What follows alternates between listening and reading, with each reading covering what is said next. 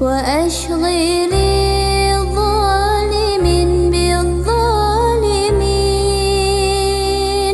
وأخرجنا من بينهم سالمين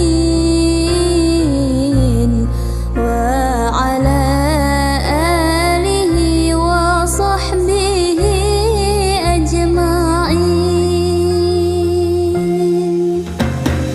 اللهم صل على سيدنا محمد وأشغل